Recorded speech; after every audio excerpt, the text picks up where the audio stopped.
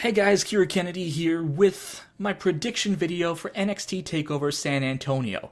Now, right after this, I will actually be doing a prediction for the Royal Rumble, both of which are happening this weekend. NXT Takeover San Antonio takes place Saturday, January 28th, live from Freeman Coliseum in San Antonio, Texas, on the WWE Network. Sorry, did not mean to shill right there, but if you ever listen to Smart My Words, which has taken a bit of a hiatus due to school and stuff, that is a thing we do. We shill a lot. But anyways, for NXT TakeOver San Antonio, there are 5 matches confirmed.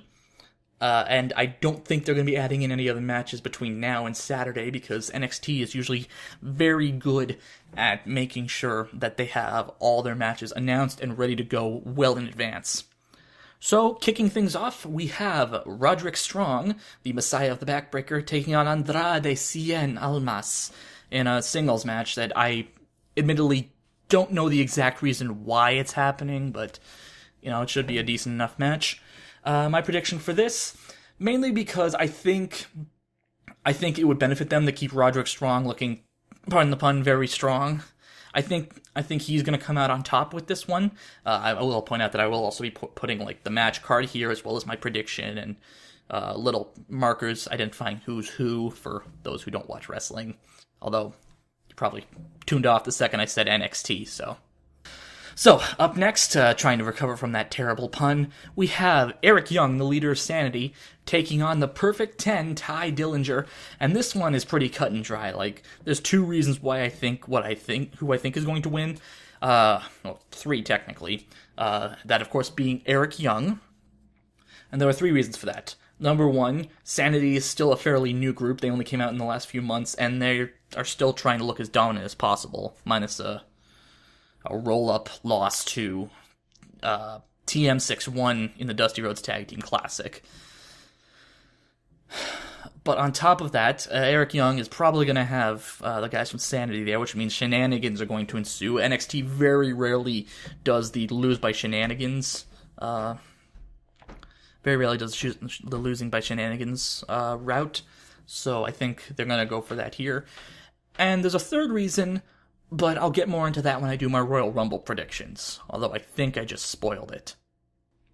Up next, we have a Fatal 4-Way for the NXT Women's Champion. You have the NXT Women's Championship. You have the champion, Asuka, defending against Nikki Cross, also a member of Sanity, and the 2 Australian wrestlers, Billie Kay and Peyton Royce.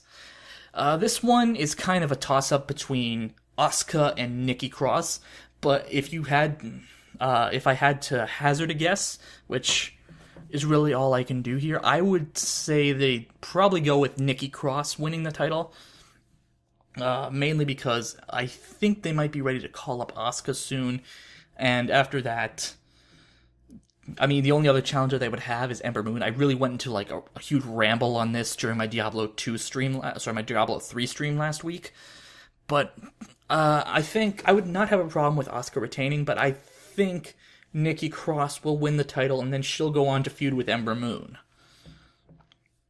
Because Billie Kay and Peyton Royce here, they're such a non-factor, and part of that, unfortunately, has to do with how thin NXT's women's roster is, that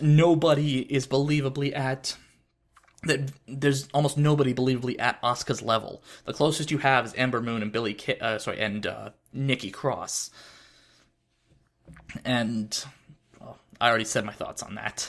So, trying to get out of that ramble, we move on to our next match. For the NXT Tag Team Championships, you have #DIY, Johnny Gargano and Tommaso Ciampa, defending their titles against the Authors of Pain, the winners of the 2016 Dusty Rhodes Tag Team Classic. Akam and Razor, the Authors of Pain.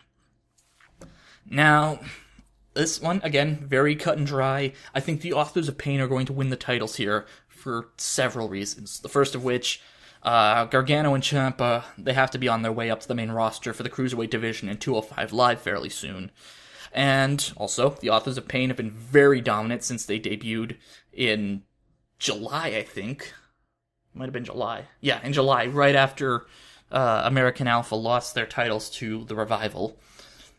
Also, they did win the Dusty Rhodes Tag Team Classic, and something should come out of that tournament, the fact that they won that tournament.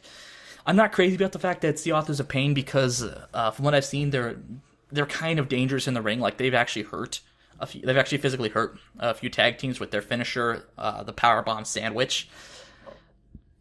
But, like I said, this seems like the only logical choice for this kind of thing. If somehow there's some kind of shenanigans that causes Gargano and Ciampa to retain, fine, but I'm 100% locking this one in. Authors of Pain become the new NXT Tag Team Champions.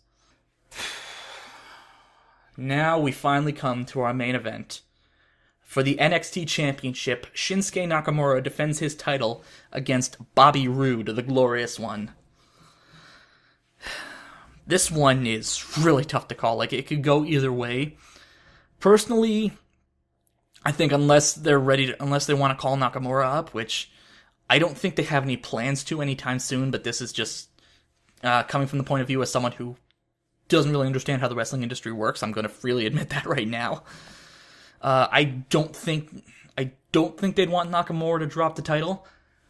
However, Bobby Roode has been riding a huge wave of momentum since debuting at NXT Takeover Brooklyn, I should say. And I really don't see him losing anytime soon. I know I said this about Nakamura in Toronto. I don't think I ever posted a prediction for that, but my belief was it was too soon for Nakamura to lose. But at the same time, I don't know. It's been 6 months. They could just as easily have Roode lose to Nakamura. If I had to hazard a guess, and I'm probably going to be wrong about this one, I think we're going to see 3 title changes. And I think Bobby Roode is going to beat Shinsuke Nakamura.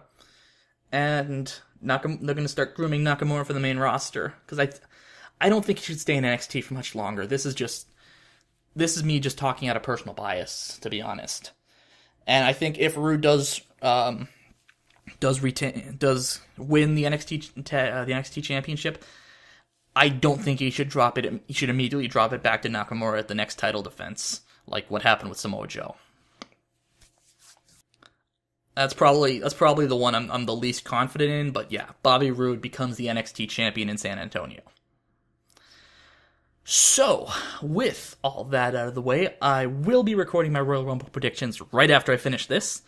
But if you guys would like to follow me on social media, I am on Twitter at KiraKennedyHNR, Tumblr at KiraKennedyHNR.tumblr.com, and of course you can always check out my Facebook page at Facebook.com/KiraKennedyReviews. And as always, if you'd like to check out any of my past work, my Let's Plays, my stream archives, even my reviews, you can do so at peanutbutterdisaster.com. So until next time, or until this video right here, my Royal Rumble predictions, I'm Kira Kennedy, and thank you for watching. Peanut butter disaster.